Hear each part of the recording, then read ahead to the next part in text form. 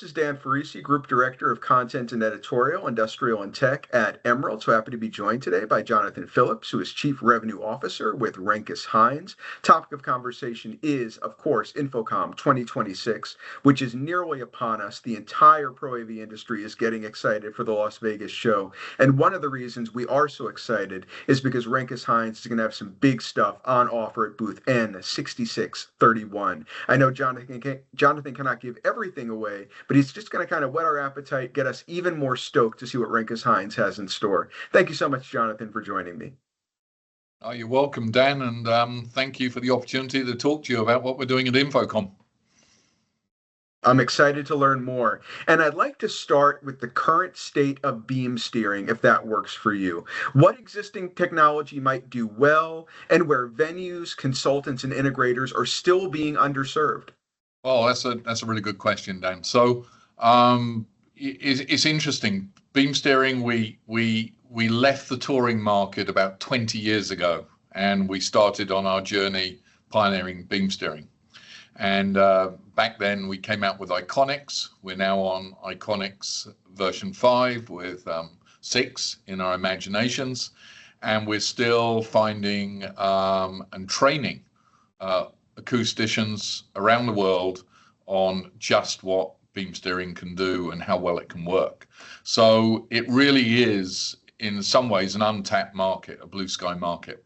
And of course, there's competition out there in the way of alternative technologies as well. So, you know, one thing I was just reading a report recently that said in a $2.5 billion industry, 40% of that business is line arrays. And if you think about line arrays, everyone around the world who makes a line array is now trying to work out how to steer it and contain the sound because of all the new noise ordinances around the world. So our Varia product and our fixed steer beam products are beginning to take off.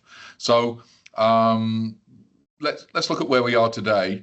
We steer beams really in the vertical dimension. So we install a speaker. It can be incredibly discreet. It can have high SPL output. We have a family of steered systems that steer in the vertical axis. And the real thing that people are learning now is that a steer beam system can replace a line array when noise ordinance is a problem. So people used to think of steered beam as being something for voice, something for hearing the sermon, something for hearing the lecture hall, something for passing the degree. And now they're realizing, at 147 or 130 SPL, I've got a performance system here that can also steer sound. And when we talk about steering sound, we're not only talking about even coverage from the front of an audience to the back of an audience or from the left to the right, but we're also talking about containing the sound. So we're choosing where it doesn't go. And that is becoming the order of the day. That's the changing thing in the marketplace now, that cities around the world, or cities in America particularly with sound ordinances, and actual legislation in Europe and the Middle East and in Asia is causing us to get opportunities that we didn't used to have. Just this year so far, we've probably placed about 9 fairly sizable stadiums with systems, which maybe 3 years ago we wouldn't have had the opportunity to do, all because of containing sound. So I think you've given us a really good sense of where steered audio is right now and how Renkus-Heinz is, of course, leading the way, remains a leader in that field. I'd like to know from Renkus-Heinz's perspective, again, being right in the trenches as you are, where steered audio is going next. Anything else you would add about the design philosophy underpinning it, the performance objectives against which these systems are measured or benchmarked, and what audiences will be hearing differently in the near future? Yeah, that's a really great question, Dan. So, we all hear about immersive audio, and we hear about all the major players in professional loudspeakers are beginning to play with immersive audio. And at this InfoComm, we're going to be teasing the market with the foundation of our new technology. The platform is called RH4D, Renkus-Heinz four-dimensional steering. And basically what this does is it takes the steering that we used to do in the vertical axis, and it allows us to do it in the horizontal, vertical axis, and time domain all at the same time. So imagine, we'll use a classic example for starters. Let's imagine we're in a museum, and as we walk past a Renoir, we hear the voices depicting his studio at the time he painted it. And then we hear some music playing, and then we hear an academic briefing on how the painting was produced and the pigments that were used. All of that sound coming instantaneously from one loudspeaker array with the sound simultaneously steered in 3 dimensions. So RH4D, our new platform, we have a roadmap for it.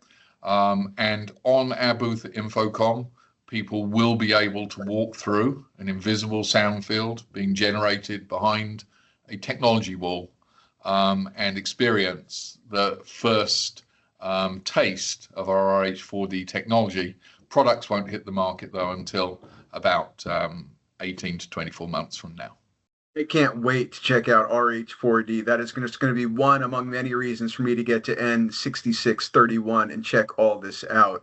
And you've already given me, by describing some of this like immersive and very just imagination-filled application, some of the verticals in which next-gen steered audio could be going next. I could be thinking about things like houses of worship, performing arts, education, transit. Do you want to talk about some of the verticals in which you think the most measurable improvement can be gained, either now or in the very near future, with the revolutionary technologies RH is bringing to market?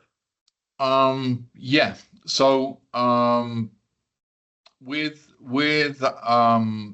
synthesis being used to control sound, you can create evident spatial origin. So you can not only steer where the sound is going, but you can let the user hear where the sound is coming from.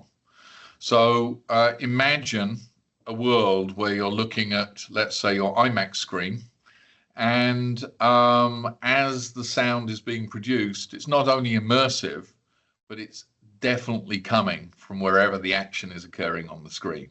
Mm-hmm. And imagine a thriller where the creepy guy appears from behind you, and just how, as you improve the delivery of sound, you can create reality, spatial reality, with your eyes closed through sound.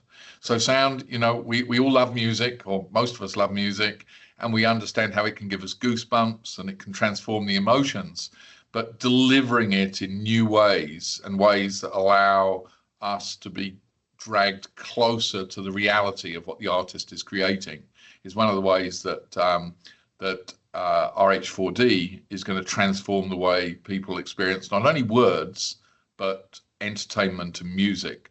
And, you know, one of the things that we're really excited about is in our testing, as we test this technology and we see just how profound the acoustic quality is that comes out of these systems.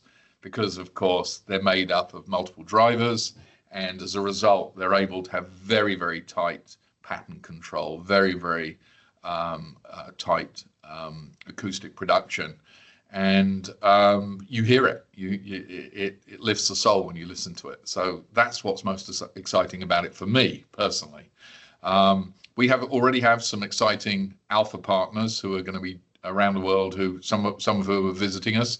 And some of those projects are very, very exciting indeed. They're leading buildings in the world which are looking to do something profound and different, and we're working with their architects to do it.